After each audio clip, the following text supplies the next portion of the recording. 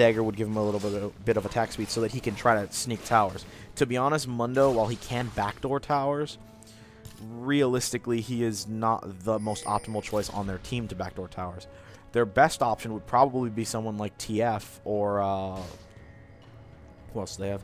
TF or maybe like the Sivir, because Mundo is a tank, and if he's built tank, he can add a lot of survivability to the party.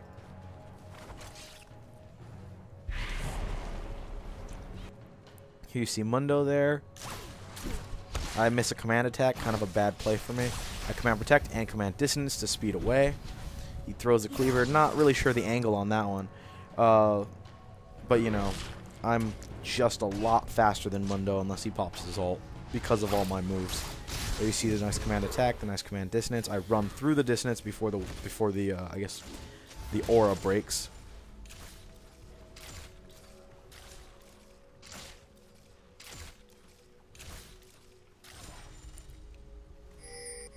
Here you see them stack up at mid.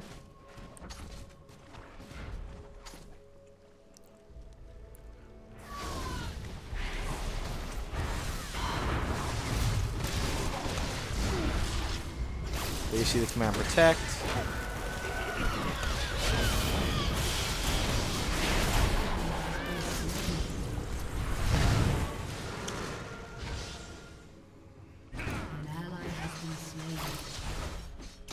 There you see the dissonance speed up on the Pantheon, because I know that Pantheon may need a little bit of a speed boost. I ult the Sivir.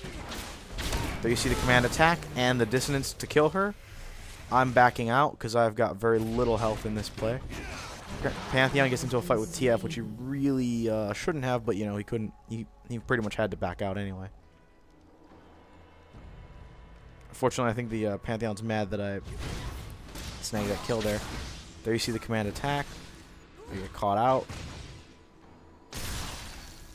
There you see the distance pop to get more in range. You know, I very quickly realized that we can't really go in on this one, so I start to back up. Except that I see that, you know, my team's coming in, so naturally when my team comes in, I have to get closer. Of course, our Pantheon's kind of mad because our Kennen's really racking. You know, I'm doing pretty okay. Basically, our team is doing reasonably well without him, you know, contributing as much. But to be honest, build setup-wise, he doesn't necessarily have the consistent auto attack hitting that he probably would need for some of his items. I probably wouldn't have gone Cleaver on him, to be completely honest, because I don't think there is anyone who's really stacking armor against us. You only really want Cleaver when the enemy team is going high armor. There in that fight, I got kind of low. I had to back out. And I stayed in about as long as I could, but as a support, you know, if you don't have any healing items, health potions or the like, you usually have to back out, and then once you're back at fresh, you make a run for it. Oh, right, I'm switching, yeah. And here you see me start running. Pretty sure I dissonance pop at some point during this.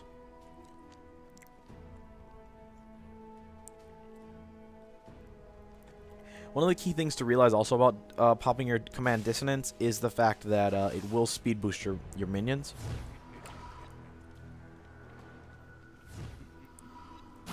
Here you see me just kind of throw command protect on him just to make sure that, you know, when he moves out, it'll give him the defenses while if someone does try to jump him.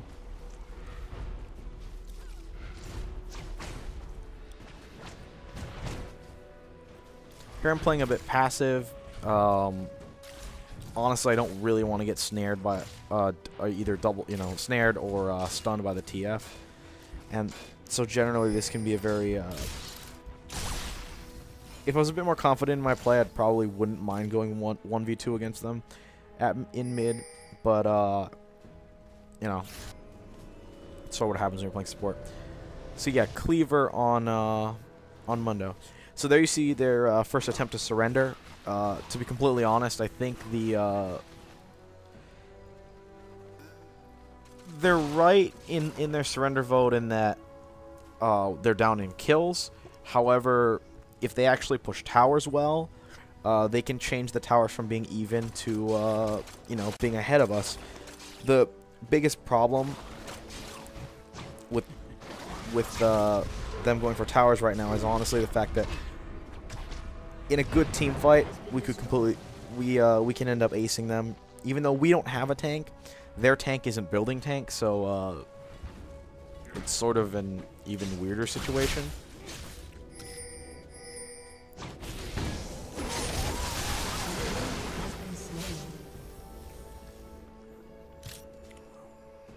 So you see me pick my ball up, shoot wolves. I think I fight wolves for a little bit since our blue seems to be gone. Oh right, Pantheon has it. It's funny because our Kog'Maw's kind of angry that our Pantheon ended up taking all the buffs all the time, because the Pantheon basically was having mana issues. Honestly, I think a lot of his mana issues stemmed from the fact that his setup had a lot to be desired in terms of armor penetration, as well as actual damage. Because let's see what he's got. 153 at this point in the game. He didn't seem to have the right rune setup, or at least runes or masters, because he ended up with like 8 AP when he really, as Pantheon, shouldn't have any, unless he's trying to game his ult and his stun. But to be honest, both of those moves, throwing AP into them wouldn't be that useful to you. And in case you're wondering how I know that, I have played against a few AP Pantheons, and honestly, it's nice to have all that AP because you do a ton of damage with your one stun, with your CC move. However, you shouldn't really be using that for the damage, and more use it for what it basically is meant for, which is a stun. Here you see me loop around the other end, making sure that if they pursue her, the command protect will protect her. There you see me kind of launch a kind of a delayed command attack. Honestly, I would have gotten jumped if there was something in that bush. And I believe I just start running kind of around, not really sure exactly what's going to happen here. Here we see TF ulting. He ends up not really doing anything with it. I think he just burned it for the site, so you can get an idea where our whole team was. And I mean, yeah, the utility of TF's move is really nice. However, to be completely honest, it probably wasn't a very useful move. So you see our cannon move in. I command protect him.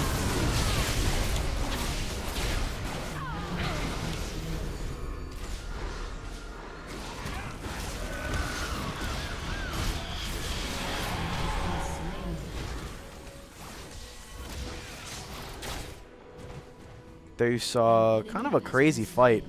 I tried to catch a few command protects in there, a few command attacks, just trying to hold people down. I did, however, ult to try to pull the fiddles in the direction I wanted. Unfortunately, managed to get at our Kog'Maw, and the last hit him just before the ult goes off.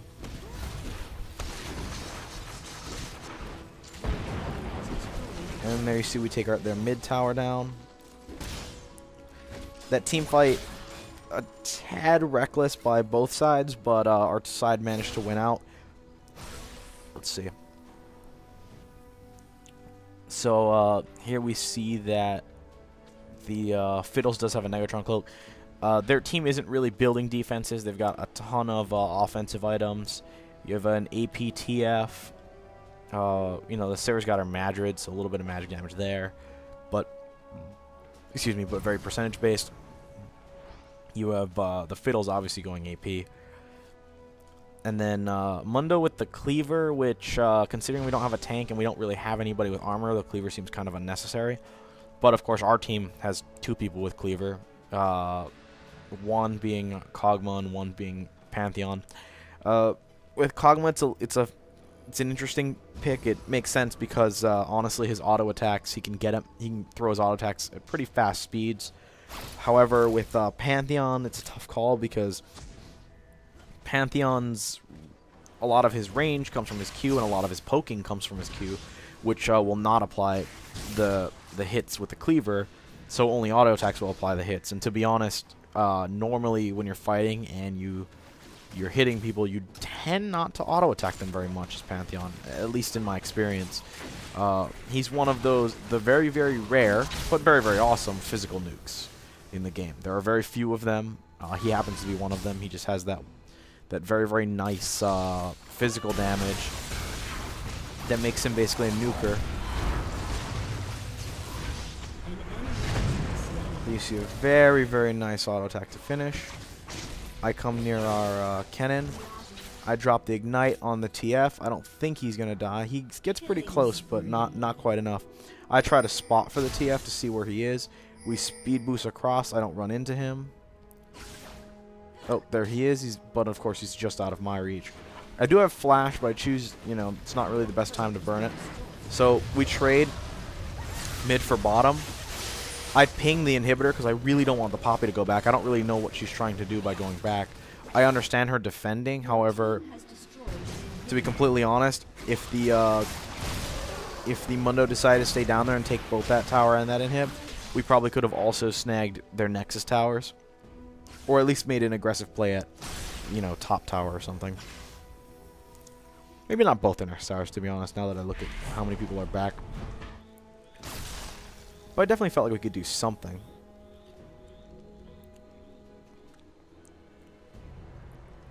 So here you see me just consistently dissonance popping. You know, everyone on our team's trying to catch the dissonances as we run through because it definitely adds a bit of a move speed. I check for blue because, to be honest, I could really potentially use blue. I don't need it, but you know, it is a nice item. You see me kind of being a little bit indecisive about where I want to go. I don't realistically I don't have enough money to necessarily buy anything super, super great. You know, I probably could have bought a Doran's ring to kind of round out my money, but you know, and that would have probably been really great in hindsight. But obviously, I didn't really think of these things this time around. Oh, I guess that's an interesting discussion that I never really got into regarding my opinion on Doran's items and when to do Doran stacking. For myself, usually I Doran stack when there isn't anything of use to buy. Most of my characters don't really function well with Doran stacking because I play a lot of tanks, and Doran stacking on tanks is probably the worst way to construct a tank, to be completely honest. Here you see me just dissonance popping a few times to kind of get us faster towards this tower because we really want to take this tower down as fast as possible.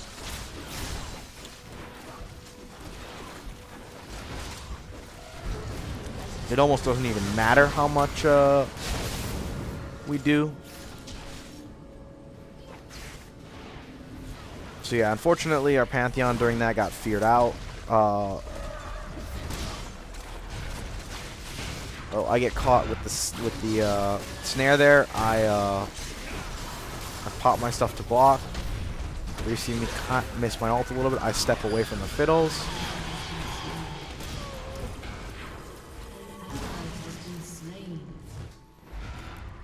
Here you see me hang out with the Pantheon, just trying to hit this tower. And then I back up because it's obviously not the best time. Here you see Pantheon fighting off the Mundo. I start running away. I pop command dissonance to kind of dash away. Then you see me come back. I don't know. I kind of just was farming a little bit and just kind of messing around. Honestly, I really should have just ran. There you see me pop my Shrilla's Reverie. And of course, then I pop command dissonance. Basically, I'm moving at a speed that's ridiculously fast, so they can't actually catch me. It's immensely handy. Probably wouldn't necessarily get this item in a game. I probably would have gone with the tenacity item, which actually, based on some pro streams, they do tend to get. I know Hotshot GG favors I forget what it's called exactly.